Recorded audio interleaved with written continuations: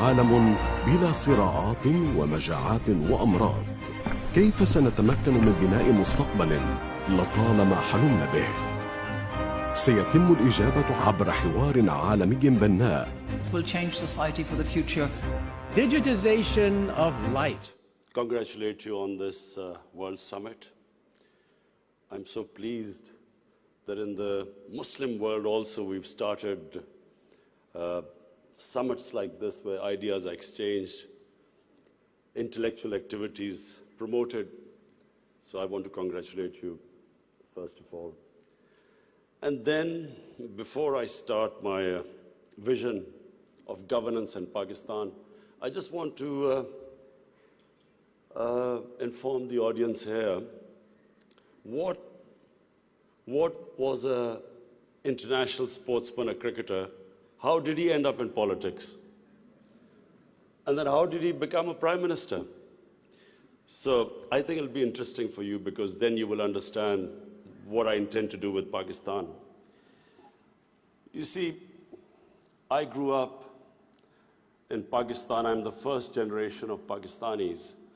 When Pakistan in the 60s was considered the fastest growing country in Asia. It was actually a model of development for the developing world.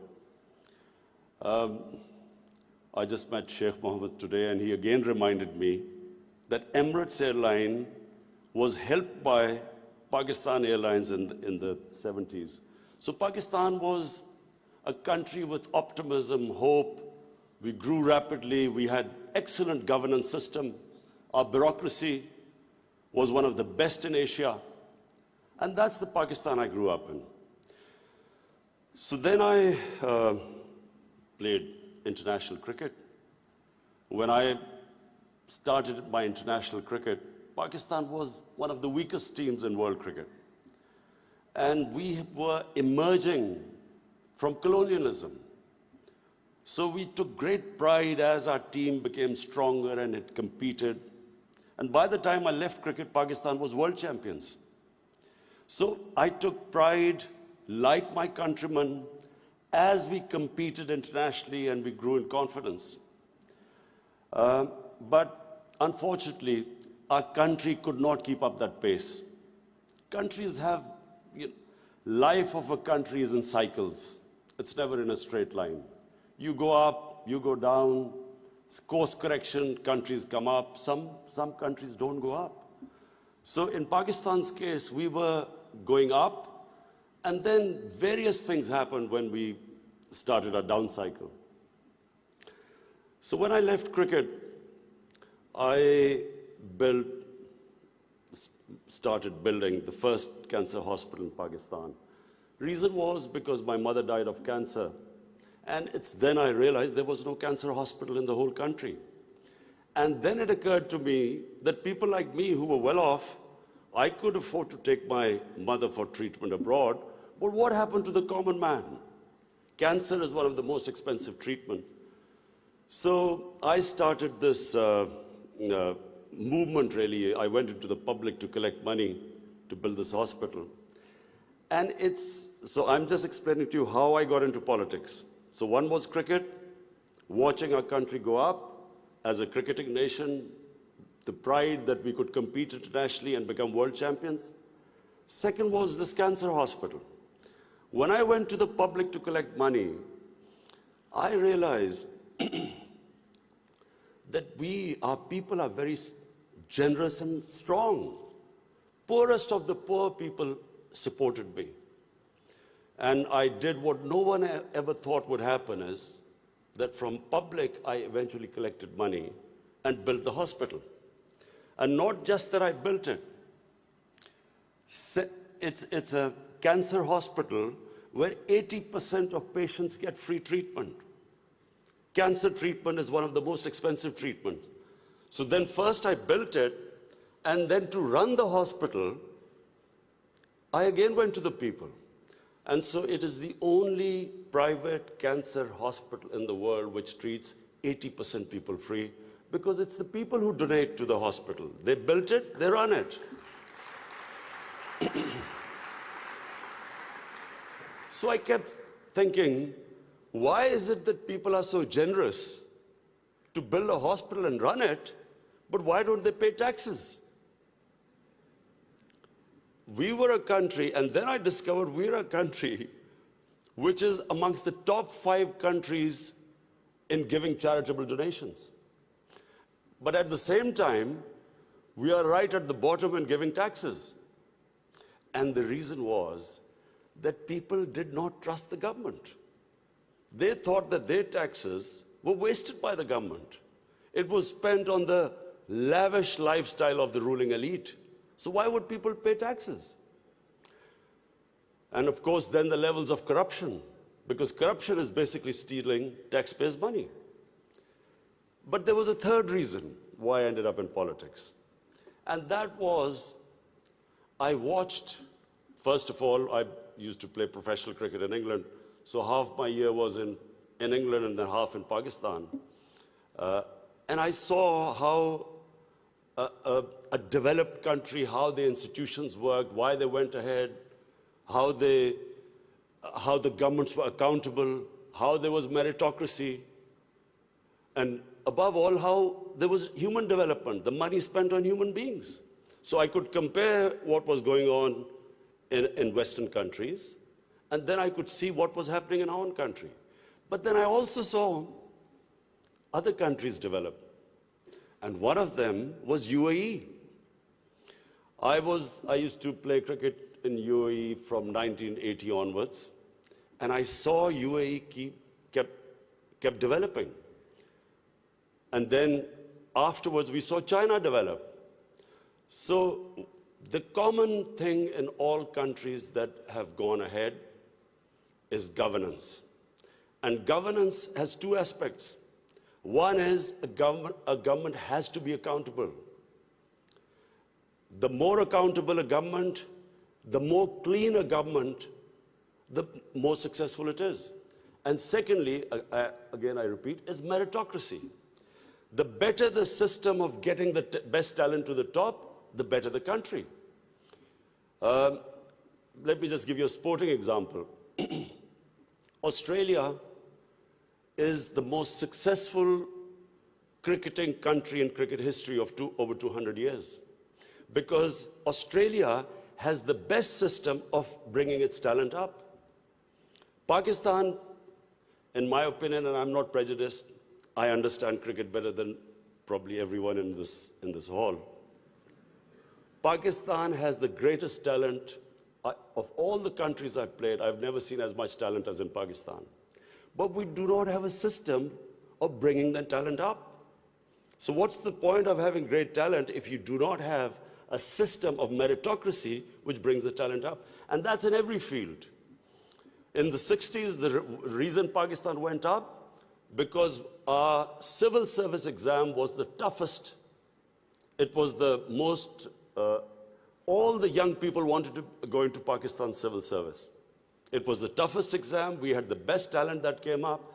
And in 60s, the reason we progressed, one of the main reasons, was a civil service of very high quality. And gradually, as our system of merit went down, so did the country. So I wanted Pakistan to go up. And as I said, I saw UAE going up. The way each year you came, it changed. It got better and better. And similarly, and of course the greatest example is China. For me, the thing about China which is just remarkable, no nation in the history of mankind has done what China has achieved. In 30 years, they have brought 700 million people out of poverty. It is just a phenomenon which has never happened in human history. And of course, my motivation, again, of the Pakistan I wanted to see was based, and I'm a student of history, Islamic history especially, was on the Prophet, or Prophet, peace be upon him, the state of Medina, which he created. Now, why do I say the state of Medina? Because the state of Medina laid the foundation of one of the greatest civilizations in the history of mankind. The principles that found the foundation of the state of Medina is what, for the next 700 years, was the greatest civilization on earth. And what were those principles? The state of Medina was founded on incredible principles of justice and humanity. It was the first time a welfare state was made, a state that took responsibility of the weak, what China has done right now. That was the state of Medina, where first time a state took responsible for its poor, its weak, its orphans, its widows. In the state of Medina, the first time pensions were created. Old people were also, it was a humane state. And secondly, there was justice, rule of law. These were the two main things. And the third thing, the Prophet of Islam, peace be upon him, made seeking knowledge a sacred duty. The word was that even if you have to go to China to seek knowledge, you must. Those days going to China meant not coming back. So the emphasis on seeking knowledge. For the next 700 years, all top scientists were Muslims. And that was the state of Medina. It laid that foundation. And then the way minorities, other religious people were treated. The Prophet signed famous, the Misaq Medina. There's still a letter in St. Catherine's Church which was signed with the Christians that your places of worship will be, till the end of time, they will be protected by Muslims. Secondly, that no forcible conversions would be in Islam. Thirdly, the Prophet's last sermon, it is a charter of human rights. It's about how human beings are equal. So it was a humane state created, rule of law, emphasis on education, that led to the growth of Muslim civilization. So this is, in Pakistan, we want the same basis of our state. The rise of what I believe, the way our country will rise, it will go back to those principles. We must, number one, have rule of law, everyone equal before the law. State must be accountable. We must have a welfare state where the state must take responsibility of its poor people. Half our population is on the poverty line or just above, and about 25% are below the poverty line. The state must take responsibility. All policies of the state must be, like in China, how do we lift the people from the bottom? And the most important thing is that we must, in Pakistan, start a reform program. Reforms are painful, but it is essential if we have to get out of our current problems. So, first of all, I joined politics in '96. From '96 to 2013, there was a very small party. Most of the time, it was one step up and 3 steps down. The first election I contested, we were wiped out. Second election, 5 years later contested, we had only 1 seat. Third election, we boycotted, and most of the time people made fun of me, thought we would never make it, because I'm an outsider. I wasn't from the political class. But one big lesson from sports which I learned, you only lose when you give up. So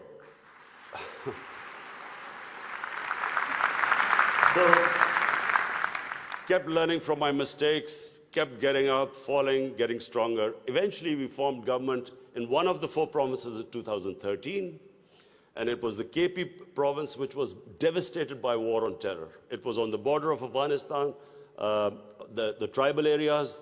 The whole fighting took place in that region. The police was devastated by attacks. We had 70% of industry closed. And KP has a reputation that they only give you 1 chance. Each government comes once, it's ousted the next time. So we came in a coalition government, and we started our reform programs. First of all, we started spending money on human development, health and education. Secondly, we did first time in Pakistan history, no party had done before. We started spending money on climate change. Pakistan is about 8th in the countries that are most vulnerable to climate change. So we took this ambitious mission of planting 1 billion trees in 5 years. And then we reformed the police, depoliticized our police, depoliticized our bureaucracy, and then started tourism. Because KP has a lot of tourist sites. It was the center of Buddhist civilization, so religious tourism, but we have the best mountain scenery there. So anyway, by the end of 5 years, we had half poverty in those 5 years. The poverty had gone half. And a province which never gave you a second chance, we came back with 2/3 majority in 2018. Not only did we win there, then we formed government in the last election. We got 17 million votes, which is the highest ever won by a party. And so now we have our reform agenda. And as I repeat, reforms are painful. You know, when you take reforms, when you make reforms, people suffer. They go through difficult times. It's like a surgery.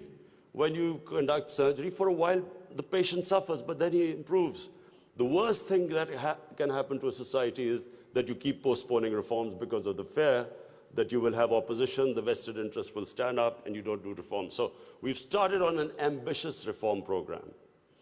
That's number one. We are trying to change improve all our economic policies. We have trying to cut down our fiscal deficit. We are trying to improve exports, cut down our imports. We have unfortunately had to raise bills because we came up with, when we got into power, we had massive fiscal deficit and current account deficit. So we are doing that. But in my opinion, Pakistan now has a chance. Already we are seeing optimism. Investors are coming into our country. We feel that this is the time that Pakistan will take off. The most important thing, and while talking to Sheikh Mohammed last time, he told me something very interesting. He said that you must allow businesses to make money. Investors must make profits. And the reason is simple. If people don't come into business for charity, they come into business to make money. So if they can make money, more people come and invest. So this is what we've done. We have started working on ease of doing business, making it easier for people to do business, easier for the investors. We are changing our tax laws, which were very cumbersome. So we are conducting a series of reforms. And already we're seeing the signs of the country improving. But most important, Pakistan has the best tourist potential. At the moment, we have hardly any tourism compared to other countries. But Malaysia, with just beach tourism and resorts, Malaysia has $22 billion it makes from tourism. Turkey, with beach and historical sites, beach tourism, Turkey has $42 billion from tourism. Now, Pakistan has probably one of the best mountain scenery anywhere in the world. Half the world's highest peaks are in Pakistan. Pakistan has 1,000 kilometers of coastline. Pakistan has the oldest historical monuments, probably as old as anywhere in the world. We have Indus Valley civilization, which is 5,000 years old. We have Peshawar, the oldest living city in the world, 2,500 years. Lahore and Multan, ancient cities. But what we have, probably more than any other, hardly any other country has, is religious tourism. We have, for Muslims, we have the Mecca and Medina of the Sikhs. The Sikh religion has the 2 holiest sites in Pakistan, and we have just opening those sites for Sikhs. And we have opened up a visa regime. First time in Pakistan, we have 70 countries which can come in and get visa at the airport. We also have, I mentioned Buddhist civilization, the Gandhara civilization, which was the cradle of Buddhist civilization, is in KP, north of Islamabad. Some of the ancient sites, the biggest sleeping Buddha, 40 feet, is in Haripur. And then we have, for the Sufis in Islam, we have some of the greatest Sufi, highest number of Sufi shrines all over Pakistan. So what we are doing is we are opening up the country. We are opening up for tourism, investors. And I would like to finish my talk by saying something else which Sheikh Mohammed said. Sheikh Mohammed said, apart from this great thing which has stuck in my mind, that a businessman must make money. You see, what happened in Pakistan was people were making money. Then came 70s and we had a socialist government. When the socialist government came in, everything went anti the big businesses. There was nationalized. And the mindset of our bureaucracy and our politicians was that somehow making money was a sin. So now we are reversing the whole thing. We are now asking businesses that, look, we will help you in making money, because the more money they make, the more investment will come. But the only thing is, the money, as we create wealth, that wealth will be used to lift people out of poverty. So we want an equitable growth. We don't want the rich to get richer and the poor to get poorer.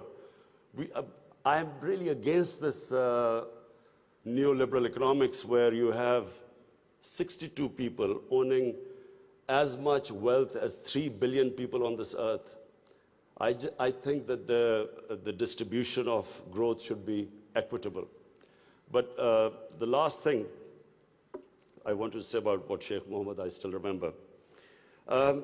It's very important that to take risks in life. Sheikh Mohammed said that when 9/11 took place, he immediately called up Sheikh Ahmed in Emirates Airline and said, buy aircrafts and engines of aircraft, because everything went down, prices of planes went down, people were not flying as much. This is the key, in my opinion. This is the difference between very successful people and people who don't take risks. I have played 20 years of international cricket. I saw a lot of players with a lot of talent, but they never made it big because they were scared of losing. They would not take risks. Players with less talent, but that ability to take risks, chances, they also had bad times. But eventually, the ones who took more chances and risks were the ones who made it big. This is the time, my last word is to the investors. This is the time to come to Pakistan when it is just going on the upswing. This is the time to invest in the country. And don't miss the boat. Thank you.